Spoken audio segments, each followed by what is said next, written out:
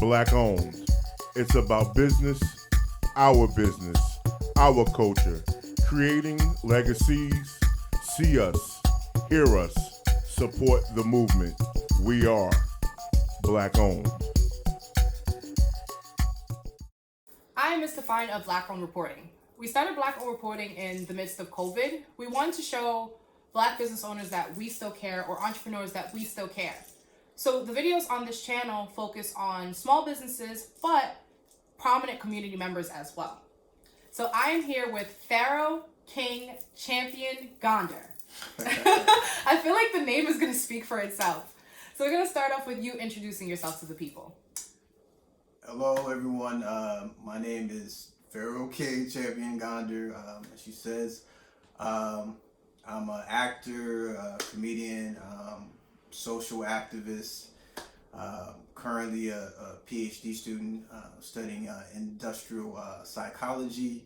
I am the leader of an organization, the Black People's Solidarity Movement, and that's about it. That's a long list. So it's so many different pieces to choose from. So we're gonna start with your activist work. Okay. So tell me a little bit about how you became an activist. Well, wow. That's a long story. I came up in a family that's, very much, activism was very much a part of our DNA and fiber.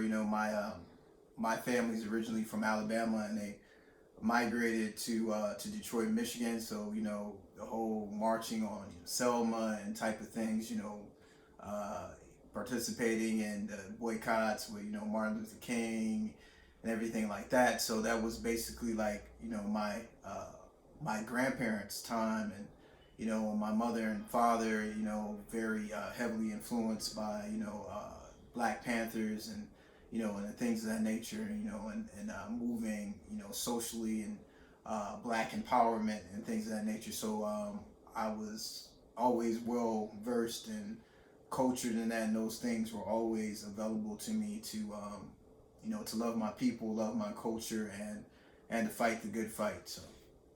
Oh, wow.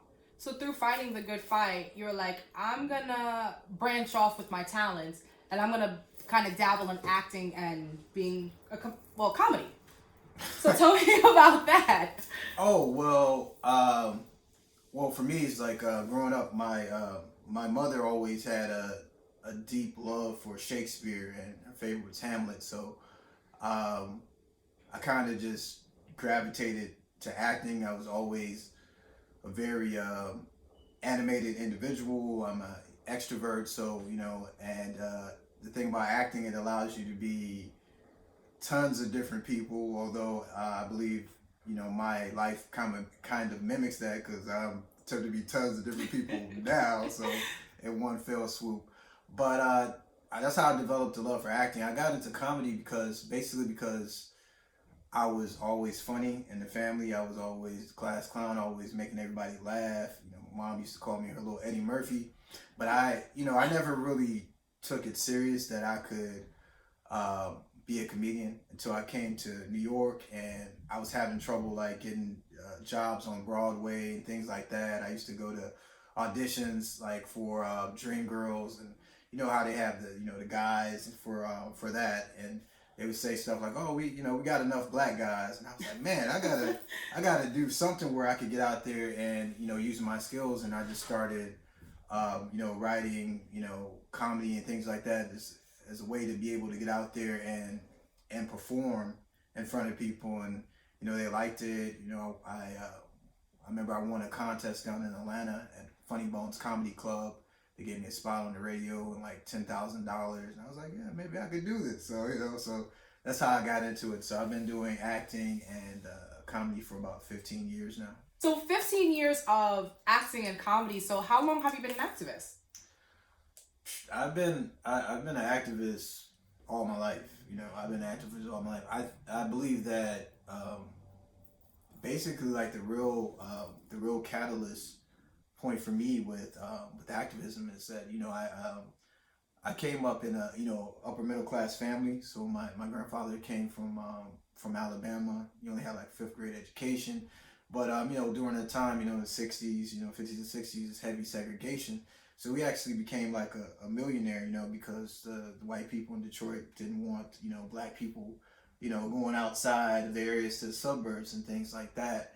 The family no longer has that money now, but we still remain like a upper middle class family. But for me, when I was in military police, and when I got out of the service, I went in at 17 and got out like at 21, and I was finishing up college, and I went to two HBCUs. I went to Wilberforce University, it's in Ohio, and Central State University. They're both in Ohio, across the street from each other. One's a state, one's private.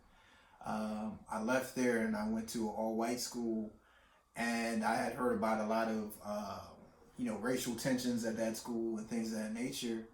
And to make a long story short, I got swept up, in that there's a lot of police harassment there. They charged me with a case that was outrageous, and didn't really have any merit to me. They charged me with like a burglary of being somewhere on campus that it wasn't even sensible, right?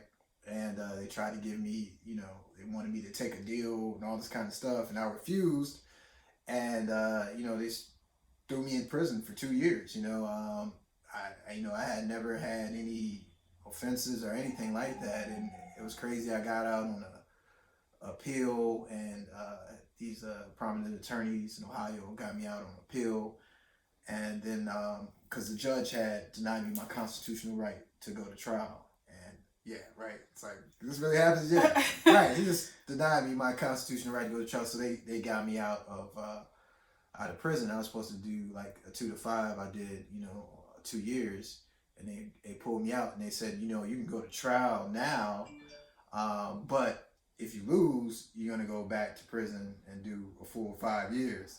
So at that time, I just said, look, I'll take the deal. Let me let me out. But just that experience made me more more sensitive to the criminal justice system, and the things that go on. And I feel like a lot of people, especially I feel like a lot of black people, when they get good jobs or come from a good family, or even if they're raised a certain type of way, it's like, oh, I'll never go to jail, I'll never go to prison. And they don't realize, the way that our society is set up, that they're targeted to put black people, in prison, and fill those numbers. And every time you get locked up, the state gets money. And so, it's a racket. And slavery is illegal everywhere except for prison. So that really lit a fire to me, and to work with my people and help them realize their potential, and help them redeem themselves after incarceration and things of that nature, because it's a very difficult experience. Wow. I feel like in 2020, it really sparked something with a lot of people. Between the Black Lives Matter movement, between George Floyd, between the COVID pause and people learning new skills and learning different things about themselves, it has really sparked an in-depth conversation, not just within African Americans, but Caucasians, West Indian culture. It's a big cultural push. So what do you feel is something that we need in order to push further, that you're a part of? What do we need to push further? Yes, to make that push, because you did mention something tangible. Sure. So what kind of resources, or maybe let me rephrase the question, what kind of resources have you been a part of that have actually been making tangible change, that have been pushing forward, that have been doing something to support not only our communities but our people? One of the things that a lot of us do forget about is the unchecked discrimination that black men and women experience that come back from prison. There is no expiration date for that type of discrimination, in terms of them getting jobs, in terms of them getting licenses. Nationally, there are issues with black men and women returning from prison. They're not able to vote. So to be able to get the full rights of citizenship, and so these things are things that we as Black people need to address holistically.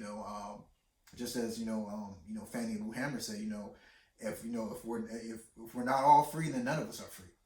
And a lot of times, we are forgetting that as a people. I think we sold into this thing of radical individualism. As long as I'm at the top, as long as I got money and my family has money, we don't look at the other individuals that are marginalized and are outside the boundaries, but they also affect us. For us to move forward as Black people, to have power, we need to invest in creating a machine of economic mobility, social mobility, and political mobility. And we need to do that together as a Pan-African force. New York City is a great example of globalism here. You have Black people from all walks of life, all different types of countries and things of that nature. And as I was saying, is that we need to find more instances where we throw down the flags and come together. Come together. As a people. One voice, one people. And fight for the things that we need politically, economically, and socially, because that's the only way that we really want to correlate the power that we have.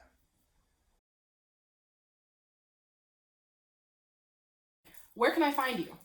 Okay, on Instagram, you can find me at Pharaoh King Champ. That's PHARAOHKING Champ, CHAMP.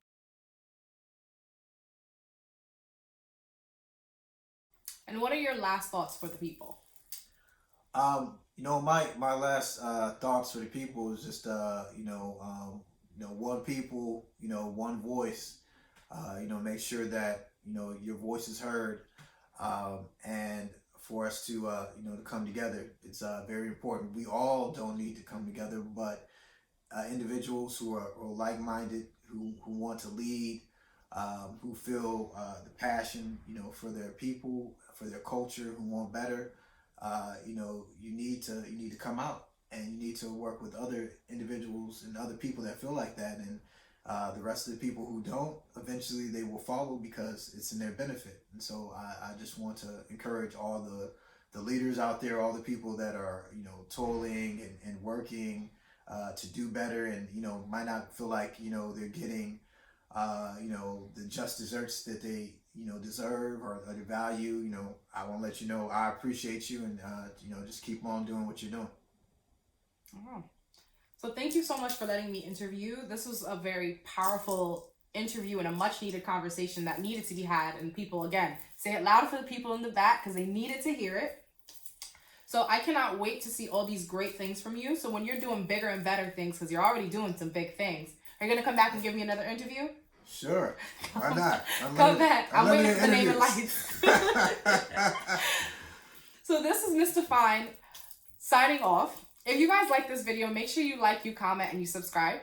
And if you have anyone you feel needs to be interviewed, drop it in the comments below. So again, Mr. Fine signing off. I'm shining, I'm shining, I'm shining, I'm shining, I'm shining, I'm shining, I'm shining, I'm shining.